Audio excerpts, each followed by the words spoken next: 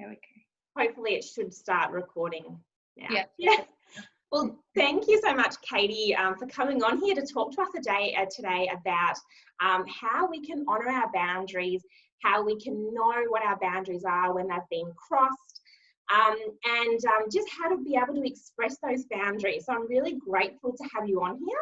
I've seen you have really great videos and chats about honouring boundaries, and it's so important for us to be able to understand them and then communicate them. Yeah. So thank you. You're welcome. Thanks for having me. Yeah. So the first question that I want to ask you is, what does it mean to honour our boundaries? Beautiful.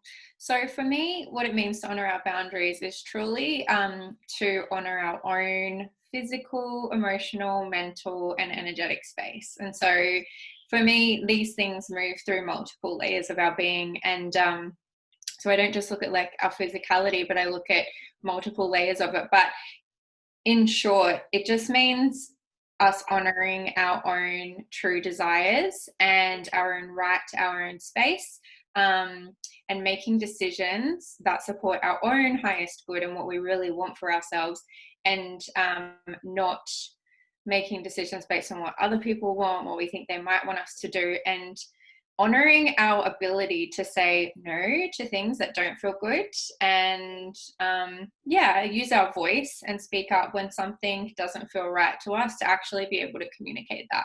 Yeah, I think it's really scary sometimes to go, can I say no? And, we get stuck worrying about how somebody else is going to take it, but then often we commit to things that may not feel true for us. So that's a really good point. Yeah. Yeah. And so what is the best way for us to know what these boundaries are and honour them, and to be able to know when those boundaries have been crossed? Beautiful. I think just to touch on something that you said there, for me, it is so important to understand that boundaries are actually, when we assert healthy boundaries in our life, that's for everyone's benefit. And so when we talk about like how difficult, and I know the feeling, this is, for a lot of us, this is conditioned early on in our childhood. And I know for at least people in my generation, there's a lot of people, especially if you've had any kind of experiences with codependency, or if you are a very empathetic person and energetically in tune, we often will override our own desires and wants and feelings for that of other people around us, and to make other people feel better, and blur the lines between what's my sovereign space and what's yours, and overcompensate by, I'll do this because this will make this other person feel good, and I think I'm doing the right thing by them. And the truth is that healthy boundaries are the most loving act for everyone involved, because when we're allowing our boundaries to be crossed on some level, for most of us, we feel resentful about that, or we feel like we've let ourselves down, or we're self-abandoning. And so that can play out in ways where we resent the other person, we carry anger, or emotions get stored in our body, and we project things out. And for a lot of us, and I know I've had this experience in the past, I've felt blame towards the other person. So I'm holding this like silent blame towards them, where I'm like, I wish that you would just would get that it's not okay to ask me this, or to keep doing this, or to keep taking, or whatever it is. When really, when I reflect on it, and this is just part of my own journey, it's like, what is required of me is to really tune in with myself and be like, okay, am I saying yes to this for this person's benefit, or because it's really a yes for me? Because we're not actually doing a service to the other person anyway when we commit to things or allow things that don't feel good for us. And so that may not answer the question. What was your question again? No, that's perfect. It's basically just about what's happening to us when we actually are even committing to things, or we know when our boundaries have been crossed. Then the result that comes from that is really no benefit for anybody, which is a great message to share out here, because you go in with that mindset that I'm doing it for this person, but then we realize, I've done something that doesn't feel good to me, and then now it's not going to be so great for that other person anyway. So we're better off to come from this place of doing when we feel that it's good for us, or to feel that the boundary is right for us, and then we get we get a great result. So you answered that, really well. I love what you shared. And so then the last thing I just want to know as well and share with this community is that how can we start to honor these boundaries, even if it's just small steps, if it can feel really scary for us to begin?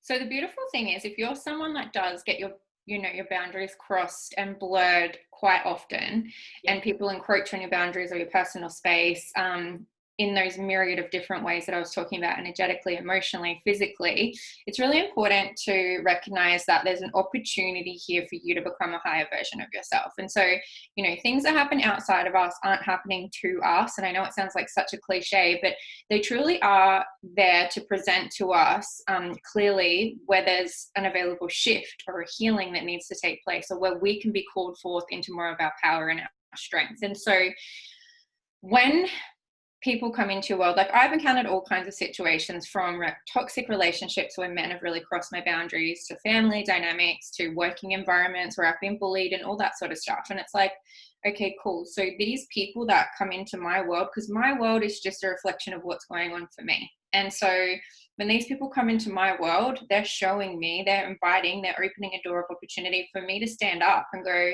like, I'm going to shift the trajectory of my entire future by changing my decision in this moment. Because when we continue to play out the same patterns of behavior, we simply stay on those timelines or those paths, and they will continue to happen in that way. We only create a true shift when we make a different decision. And so when it comes to boundaries, I like to go, firstly, self-responsibility is really important. So that's not self-judgment or self-criticism. It's from a compassionate, loving place going, cool, what part of me is actually open and receptive and susceptible to this exchange that's happened? And as soon as you start to tap in, like, awareness is the first step to change. So if you start to tap in and go, okay, I'm seeing that this is a pattern, or I felt this before, this is a repeated experience. So I'm going to, instead of, silencing myself, holding it all in, blaming the other person, I'm going to take responsibility and go, there's something here for me. And then from there, owning our boundaries and honoring them is truly just a step-by-step process. It's deeply uncomfortable when you start doing this work, to say no to people, to use your voice, to give feedback, to decline invitations, to let people down, all these sorts of things. And so it doesn't, just because it's uncomfortable, doesn't mean it's wrong. We're talking about a lifetime of ingrained behavioral patterns. And so whenever you change something like that on that kind of level, it's going to be uncomfortable. So it's like allowing yourself to feel that discomfort and feel the emotions that come with it, but still continue to make these choices that show up for yourself. And so there's so many ways that you can do this. You can be in line and someone can cut in front of you in line, and you can, instead of standing there and going, that's cool, you can go, excuse me, I was actually here, do you mind if I go first? And so, like, if you're going to start with something really small, it's things like that. It's when someone invites you to something and you really don't want to go. It's like, hey, I just need to let you know that this is where I'm at today, or these things come up for me, and it's really, I'm not in the best place to attend this event, and I hope you understand, but I'm going to have to decline, or we're going to have to reschedule, whatever it is. Something I find really interesting about physical space and boundaries is, if you're the kind of person that when you're walking on a pathway, no matter if someone's coming towards you when they're on your side of the pathway, or there's like a group of people, if you constantly find yourself moving way out of the way of other people, like, this is something that I did all of the time, and I became more and more aware, and I'd be like, oh my gosh, I'm always getting out of the way. I don't want to take up space. And I'm like, take up. So my mantra is like, take up space, Katie. And not in a way like to be abrasive or anything. But it's like, it's okay for me to, I don't need to be the one to do this all the time, because it's part of a larger pattern. So every time I own my space, own my emotions, own my boundaries, I shift that old paradigm of me, that old version of me, ascends into a higher version of me. And so to the point where really you can be in conversation with someone and they can do something or say something, and this is where you start to get more and more intuitive, and you can do it in the moment, and you can say, like, you feel it in your body. If you feel a reaction, and I think this is another thing for people that are empathetic and sensitive, we're so used to talking ourselves out of our own intuition. So like in the past, things cross my boundaries and I think, oh, am I being unreasonable?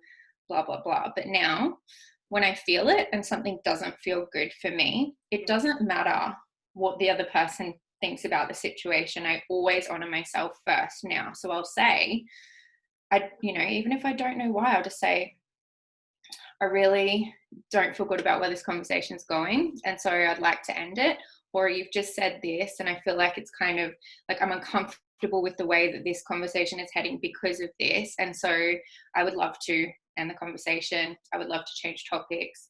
I would like to not speak about this topic anymore in our future interactions.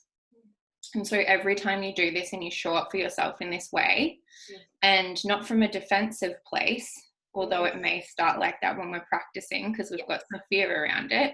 The more and more you do it, the more comfortable it becomes. And the more you move into this higher version of yourself where these things don't tend to come along and test you in this way because it's not required, it's not necessary anymore. It's just that practice of being comfortable and getting used to them, and then the smaller stuff can then turn into more medium, and then the bigger things that you need to. So wow, that is so insightful. I thank you so much for your time and talking about honouring these boundaries and knowing what they are and when they're being crossed. So thank you so much, Katie. I'm so grateful. Thank you for having me.